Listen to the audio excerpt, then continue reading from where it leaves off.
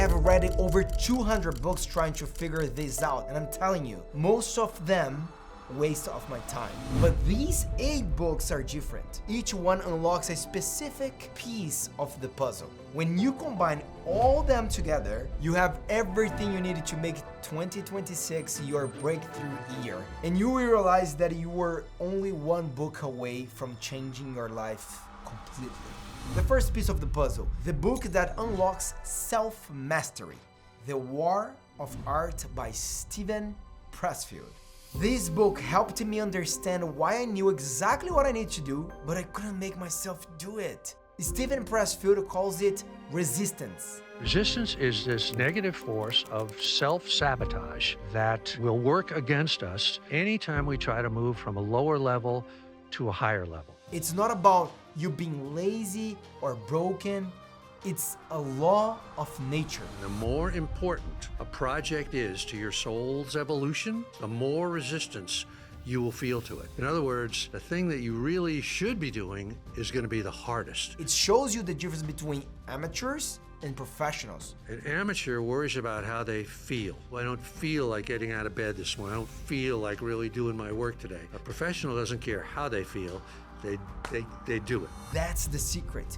We realize that self-mastery has nothing to do with controlling your feelings. It's about acting despite them. The second book, the one that unlocks discipline, Can Hurt Me by David Goggins. This book helped me realize I was capable of way more than I thought. David Goggins calls it the 40% rule. I believe that most human beings are only living at about 40% of their capability. You get to 40%, your brain says, we're done. Let's roll, man. This is starting to get painful. This is uncomfortable. That's where the 40% rule kicks in. It's okay, I'm feeling pain. My mind's saying all this shit to me.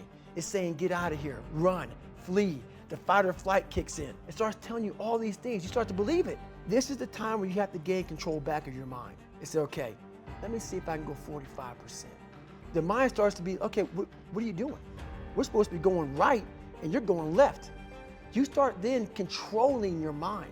Start finding more in yourself, and then it goes from 40% to a lot further than that. And then that's when that shit starts to work for you. Now, the third book, the one that unlocks clarity, it's Essentialism by McKeown. This book helped me understand why I was always busy but never making real progress. Greg calls it the paradox of success. It's that every time you say yes, you're saying no to something. So every time you say yes to a 30 or 40 or 60% important activity, you're saying no to something in the top 90%. And that's, I think, the big shift of mindset that's necessary. It isn't about just saying no, it's about saying yes to what matters most. And so it's getting enough clarity around what matters most to you that you have strength to be able to say no to other things. It teaches you that not all efforts are equal. Some things moved the needle, most don't. Clarity is knowing the difference. The fourth book, the one that unlocks high performance, it's Deep Work by Newport. This book helped me understand why I could work all day and still feel like I accomplished nothing. Newport calls it the difference between deep work and shallow work. Deep work is a humble description for a very specific activity. It is when you are focusing without distraction on a cognitively demanding task. The more demanding part of the definition is that you're doing this without distraction. Let's say you are doing something cognitively demanding. You are trying to write a strategy memo. But let's say while you're writing the strategy memo, every 5 to 6 minutes, you glance at your phone to see what's going on. That session also does not count as deep work because you are doing these context shifts, which significantly degrades your cognitive effectiveness. So if you can avoid the shifts and you're working on something hard, you are doing deep work. Otherwise, you're either doing shallow work, which is work that's not cognitively demanding, or you're doing pseudo deep work. 1 hour of deep work produces more than 8 hours of distraction. High performance isn't about doing more. It's about doing fewer things with total focus. That's high performance. The fifth book, the one that unlocks freedom. It's called Cash Flow Quadrant by Kiyosaki. This book helped me understand why some people work their entire lives and never get free, while others build wealth and time freedom. Robert Kiyosaki breaks the world into 4 quadrants. This is the quadrant.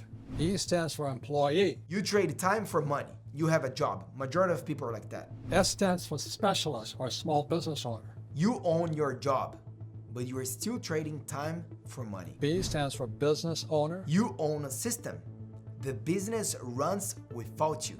And I standards for investors. Literally, you don't have to work anymore. The money is working for you. Most people spend their entire lives stuck in the E or S. They're working hard, but they will never be free. Freedom isn't about working harder. It's about moving to the right side of the quadrant. Real freedom comes when your income isn't tied to your hours, when the system works without you, when your money makes money. That's freedom. The 6th book, the one that unlocks power, obviously, The 48 Laws of Power by Robert Greene. This book helped me understand why some people get everything they want, while others with the same skills get nothing.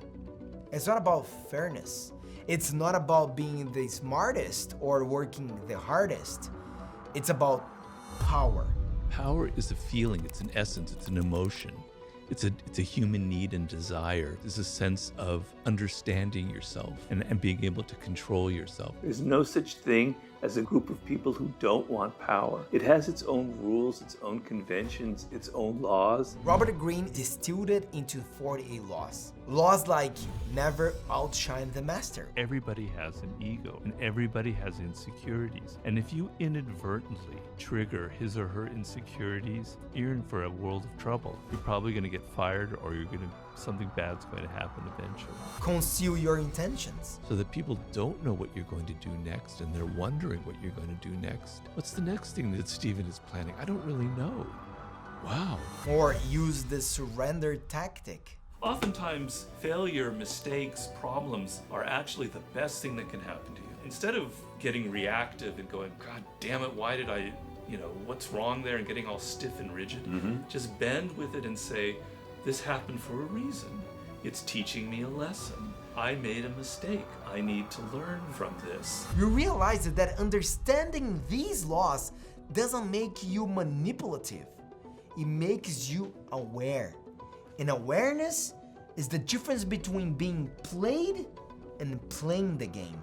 That's real power. The 7th book, the one that unlocks practical wisdom, The Daily Stoic by Ryan Holiday. This book helped me stop overreaction to things I couldn't control. Ryan Holiday compiled 366 meditations from ancient Stoic philosophers. All the Stoics have never been in one place, in one book, all of history. You hear about Stoic philosophy and you want to know where to start. Do you start with Epictetus or Musonius Rufus or Chrysippus or Cleanthes? Do you start with the writings of Epictetus? Do you start with the letters of Seneca? Do you start with the essays of Seneca? Where do you start? Which translation do you start with? The idea of the Daily Stoic, it's one page of the very best quotes from the ancient Stoics. The Stoics understood something most people still don't. And I love Stoicism, by the way. You can't control what happens to you, but you can always control how you respond. The 8th book, the one that unlocks transformation, Atomic Habits by James Clear. This book helped me to understand why I kept falling back into old patterns. James Clear shows you that transformation isn't about massive change. It's about tiny changes repeated consistently.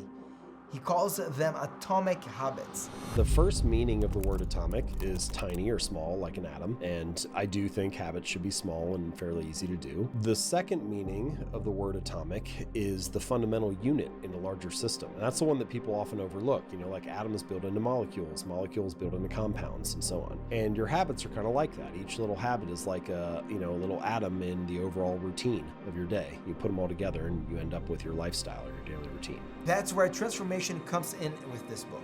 It teaches you that every action is a vote for the type of person you want to become. That's transformation. And there you go, it's finally complete. That's the puzzle, guys. Here are 8 books, 8 unlocks, 1 complete system. Self-mastery, discipline, clarity, high performance, freedom, power, practical wisdom, and transformation. You can screenshot. Go ahead. I can't wait. Let's go. Don't worry. When you put them all together, they don't just change your year. They change your life. So here's what you need to do right now. Read these books, all 8 of them. Please, this year, try. Dive deep, read every page, apply every lesson. If you actually do this, you never regret it. 2026 is going to separate the winners from the stuck. The question is, which side will you be on? Links are in the description. Pick one. Starts today. Become unstoppable.